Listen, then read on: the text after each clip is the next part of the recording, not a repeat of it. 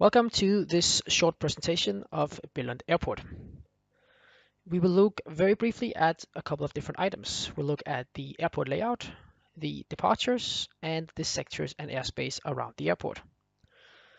Billund is the second largest airport in Denmark. It has one runway, which is runway 0927. To the north, you have the civil apron. This has the main apron and the terminal. Down to the southwest, you have the cargo apron, and to the southeast, the hangar area and general aviation parking. Billund is served by one main taxiway, which is taxiway Kilo, that runs parallel to runway 0927. Connected to this is the two apron taxiways, Foxtrot and November.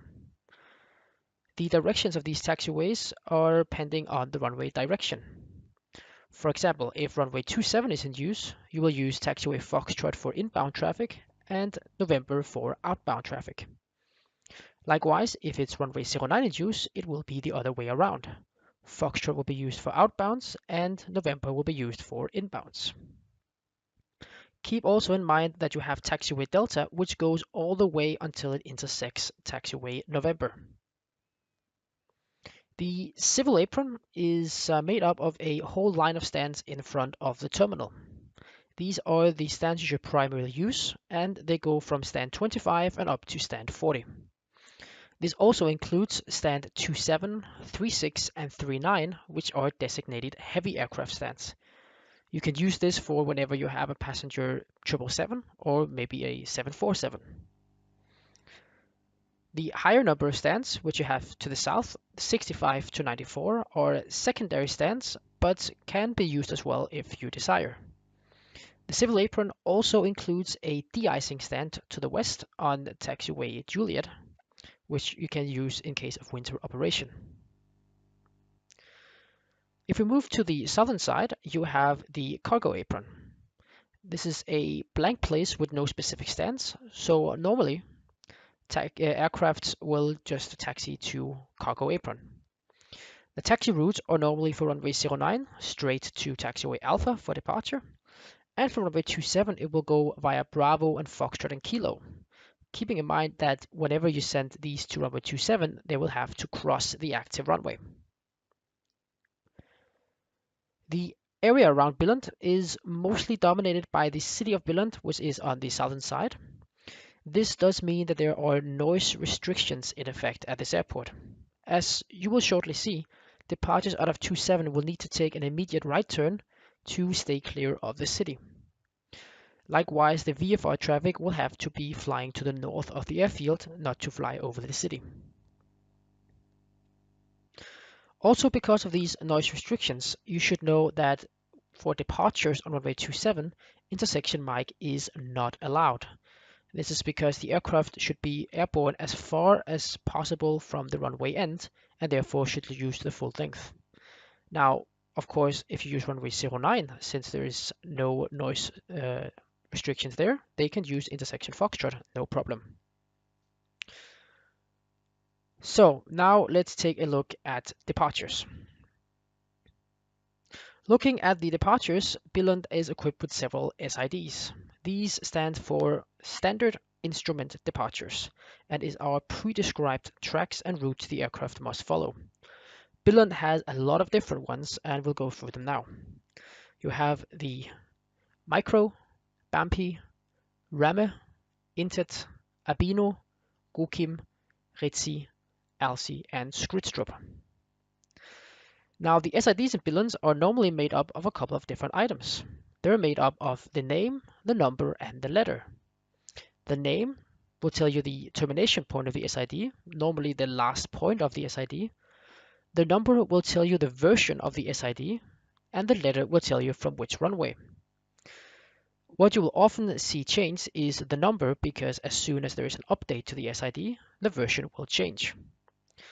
For the runway letter in Billund, if it's a runway 27 departure, it will be Alpha. If it's runway 09, it will be a Bravo departure. Now, looking at the SIDs, there are quite a few things here you should know. So, this is why we will take the chart here and go through it. First and most important is the initial climb clearance, which you can find down there.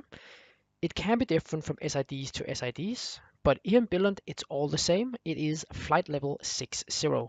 This you must know. Secondly, you need to see the route. As we talked about earlier, you can see that we have that immediate right turn after departure to avoid Billund City. You will also see that this turn is actually not present from 09 departures. This is another good thing when you're going to look at the SIDs is taking a good look at the notes up here. One of the most important notes is the first one, remain on tower frequency until 1500 feet and then contact approach. This is something you must communicate to the pilots as well, as they may not know. Another thing which is nice to take a look at is this line around here, which is called the MSA, minimum sector altitude. This tells you the altitude at which the aircraft should fly to ensure they don't crash into a mountain or a TV tower or something. Lastly, you will see that there are some SIDs which are harder to pronounce than others. Mostly the problems are with these three, ALS, RAM, and SKR. Now here you must know that it's not enough to say the ALS departure or the Sierra Kilo Romeo departure or the RAM departure, because it's not what they're called. These are just names of the VOR, and you must know the name of the VOR. So the first one is called an ALSI departure. This is because the VOR is located at Als in the southern part of Denmark. The next one is not called RAM, but it's called Ramme. The last one, Sierra Kilo Romeo, is actually called Skrydstrup because it is located just over the Skrydstrup airport. Now take a note of this and make sure you know this for the first session. You cannot say just the numbers, you must say the entire thrace, ALSI, Ramme, Skrydstrup. Lastly, let's just go over the airspace and sectors real quick. There are just a couple of few things. First and foremost, you can see there are the VFR reporting points. There are 5 of them, each for different directions. You will learn a lot more about these as you start the training with VFR traffic. There you can also see the initial turns there, the initial climbs, and the VFR circuits, which should be at the northern part of the airfield due to the proximity of Billund City. The rest of it you already know due to the airspace presentation with your control zone class Delta up to 1500 feet and of course the TMA above that. After you've seen this presentation, take a good look at the Billund Airport presentation documents. Everything you have listened to here can be found in a shorter and more compact format. Use the things you've learned here to study this document and make sure you keep yourself proficient in Billund at all times, even after your checkout.